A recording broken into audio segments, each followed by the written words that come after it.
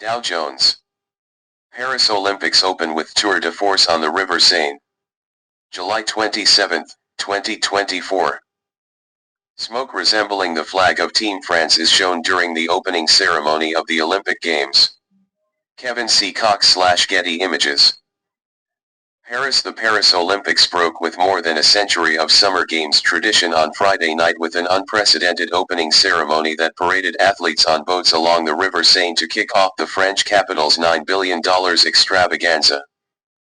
Despite driving rain that soaked the 300,000 spectators on the riverbanks, Paris went ahead with a tour de force of overwhelming, unapologetic Frenchness that was years in the making.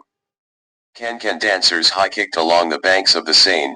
Lady Gaga descended a golden staircase in a cabaret scene echoing Josephine Baker, and decapitated Marie Antoinettes appeared in the windows of riverfront palaces.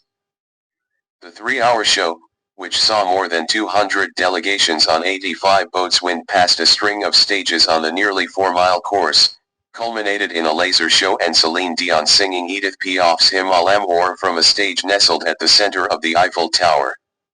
French sprinter Marie-Josée Perq, who won 3 Olympic golds in the 1990s, and 2-time Olympic judo champion Teddy Riner carried the flame to the Cauldron, which will float above the Tuileries Gardens in a hot air balloon for the duration of the Games. Looking on from a covered stand of VIPs near the Eiffel Tower, the assembled dignitaries included French President Emanuel Macron, International Olympic Committee President Thomas Bach, and U.S. First Lady Jill Biden. Even if in France we can never agree on anything, Paris 2024 CEO Tony Estang said, "We know how to come together when it counts." In the end, the ceremony represented a test of Paris and its spirit. The years-long journey to the lighting of the Olympic cauldron has been a gauntlet of crises for France, from pandemic lockdowns and terror attacks to geopolitical tensions over the wars in Ukraine and Gaza.